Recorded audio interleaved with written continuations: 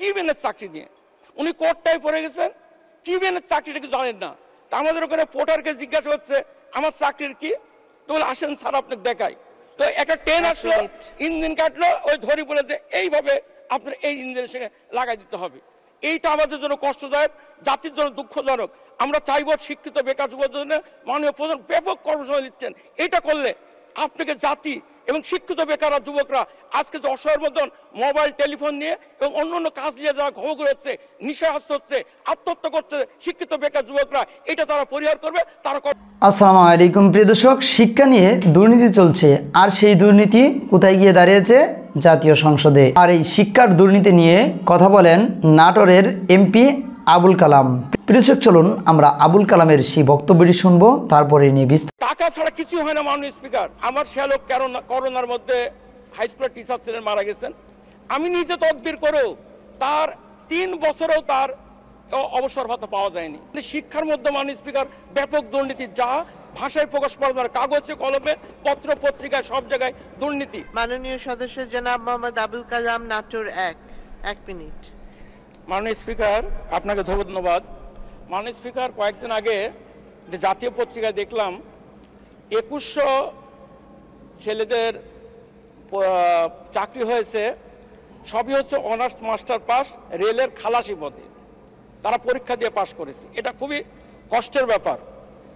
এখন যার যার মন্ত্রণালয় আছে তারা যদি এগুলো না দেখে, আমি 1 টাকা না, আমি 10,000 কোটি টাকা দেবো শিক্ষা মন্ত্রণালয় দেওয়ার পক্ষে। কিন্তু আজকেই আগামী অর্থ বছরে কমপক্ষে 5 লক্ষ অনার্স মাস্টার ছেলেদের কর্মসংস্থানের ব্যবস্থা করতে হবে, যাতে কোনো শিক্ষিত বেকার না থাকে। এটা আমাদের মাথাভারি হয়ে যাচ্ছে। মাননীয় স্পিকার, আজকে এই শিক্ষা মন্ত্রণালয়ের যে অবস্থান থেকে আমাদের এটা প্রতিবাদী বলতে পারেন যে আমরা 1 টাকা দেওয়ার কথা বলছি, কিন্তু শিক্ষার মান উন্নয়ন ছাড়া তো, শিক্ষায় জাতির মেরুদণ্ড, শিক্ষার মান উন্নয়ন ছাড়া তো আমাদের জাতি আগাতে পারবে না।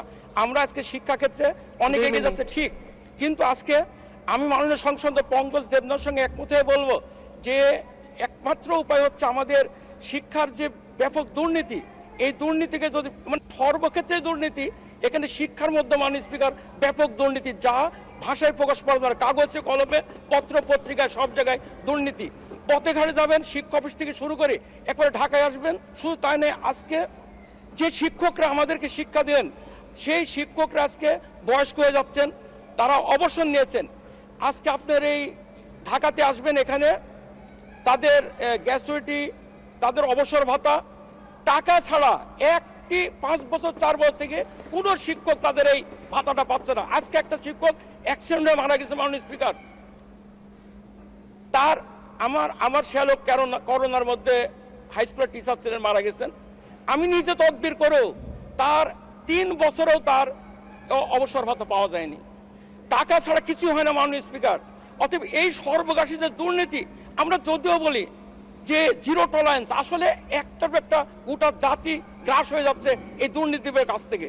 তাই মাননীয় স্পিকার, আমার এই প্রস্তাবের একটি কারণ যে শিক্ষিত বেকার যুবকদের, আমি শিক্ষা মন্ত্রণালয় কর্মসংস্থান মন্ত্রণালয় মাননীয় প্রধানকে বলবো, আপনি 8 লক্ষ কোটি টাকা বাজেট করছেন, আপনি মাত্র 20,000 টাকা দিয়ে দেন, যাতে আগামী অর্থ বছরের মধ্যে আমরা মিনিমাম 5 থেকে 10 লক্ষ শিক্ষিত বেকার যুবকদের, বিশ্ববিদ্যালয়তে যারা অনার্স মাস্টার পাস করেছেন, তাদের কর্মসংস্থানের ব্যবস্থা হয়। আমরা তো 80 সালে মাস্টার অনার্স ল শেষ করি, তখন কিন্তু চাকরি দেওয়ার জন্য আমাদের বাড়ি বাড়ি ঘুরেছে মাননীয় স্পিকার, বাড়ি বাড়ি আমাদের কাছে আসছে। আর আজকে ঢাকা বিশ্ববিদ্যালয়ের একটা ছেলে আমাদের আব্দুলপুরে গেছেন কি বেনের চাকরি নিয়ে, উনি কোর্টটাই পড়ে গেছেন, কি বেনের চাকরিটা কি জানেন না।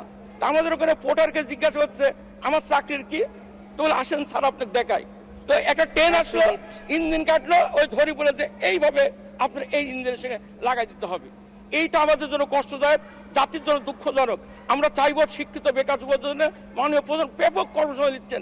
এটা করলে আপনাকে জাতি এবং শিক্ষিত বেকার যুবকরা আজকে যে অসহায়ের মতন মোবাইল টেলিফোন নিয়ে এবং প্রিয় দর্শক, শুনছিলেন আপনারা আবুল কালামের বক্তব্যটি। তিনি বলছিলেন তার শালক ভাতা পাননি 3 বছরেও।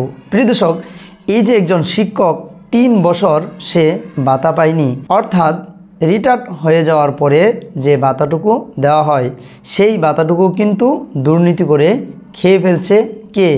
সেই কুকুর বা বিড়াল অথবা শিয়াল, খুঁজে পাওয়া যাচ্ছে না বাংলার জমিনে। কিন্তু রাতের আধারে অথবা সূর্যের আলোতে খাচ্ছে তারা সেই ভাতা পেট ভরে, কিন্তু কোথায় যাচ্ছে কেউ নিতে পারছে না সেই খবর। প্রিয় দর্শক, আমরা বলবো এই দুর্নীতিবাজদের মুখোশ অবশ্যই খুলে দেওয়া হবে অচিরেই।